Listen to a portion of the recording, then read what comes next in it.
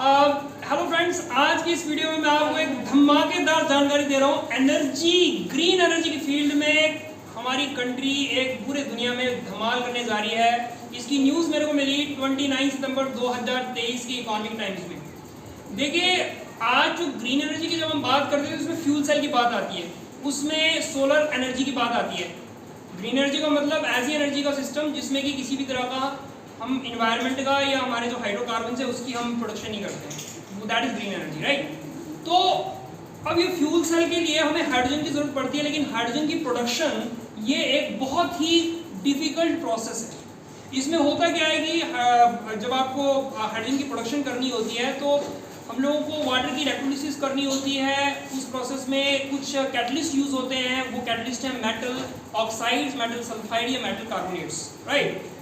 लेकिन अभी हमारे INSTA, Indian nano science technology Mohali के साइंटिस्ट ने, एक ग्रुप ऑफ साइंटिस्ट ने एक ऐसी डिस्कवरी की है जिसके अंतर्गत उन्होंने इन मेटल कार्बोनेट या nitrates, metal nitrates, metal sulphides या मेटल ऑक्साइड्स के बजाय उन्होंने carbon nitride as a catalyst use किया है during the heterolytic catalysis of the reaction. और ये जो कैल्शियम नाइट्राइड है, इसको बनाने के लिए जिन रॉ मटेरियल की जरूरत पड़ती है वो यूरिया एंड मेलामाइन, और ये यूरिया और मेलामाइन बहुत ही सस्ते रेट पर किलो के हिसाब से हमें मिल जाते हैं।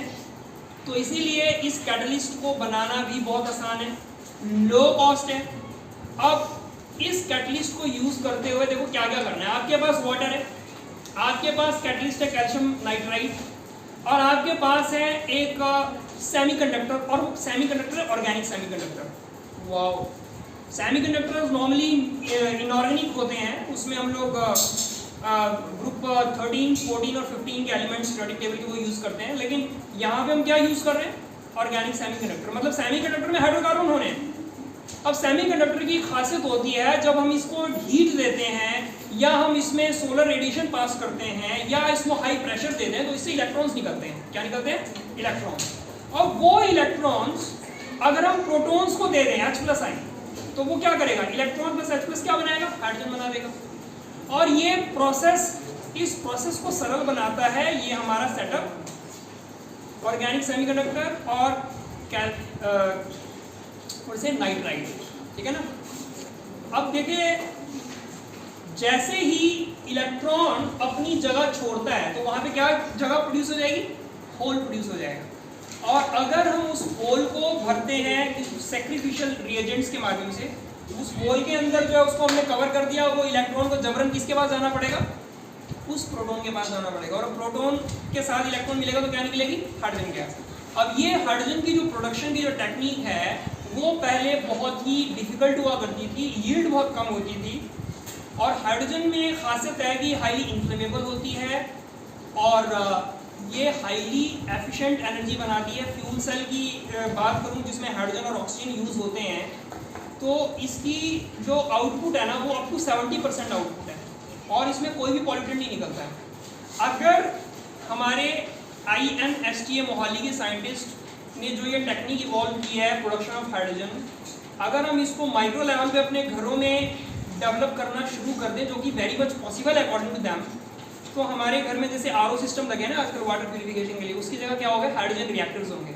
और हाइड्रोजन रिएक्टर्स हाइड्रोजन की प्रोडक्शन करेंगे, और हाइड्रोजन की प्रोडक्शन से आप जो है फ्यूल सेल को चलाएंगे, और फ्यूल सेल से आपके घर की सारी जरूरतें इलेक्ट्रिसिटी की, आप गाड़ी चला सकते हैं, आप AC चला सकते हैं, TV चला सकते हैं, एवरीथिंग इज पॉसिबल। और पॉल्यूशन जीरो, पेट्रोल के ऊपर निर्भरता जीरो।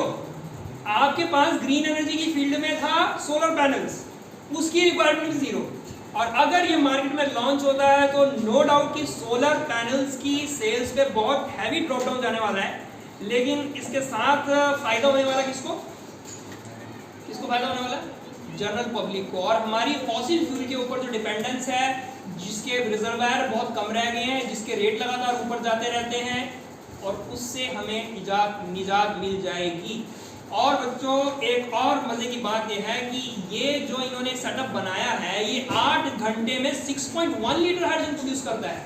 बहुत अच्छी मात्रा, बहुत कम समय में हमें मिल रहा है, ठीक है। तो ये जो भी कुछ इनोवेशन होता है ये ग्लोबल लेवल पे, ये वाली जो इनोवेशन है ना ग्रीन एनर्जी की फील्ड पे धमाका करने वाली है, ठीक है। क्योंकि आज हमारे पास अगर एनर्जी का सोर्स है ना तो वो है fossil fuel, petrol, diesel, hydrocarbon, और दूसरा सोर्स है न्यूक्लियर रिएक्टर, और न्यूक्लियर रिएक्टर में हमेशा सेफ्टी का इशू बताते हैं, राइट। अब तीसरा जो है ना वो है हाइड्रोजन। हाइड्रोजन में आपकी आउटपुट बहुत ज़्यादा है लेकिन वेस्ट इसमें बहुत कम निकलता है, राइट।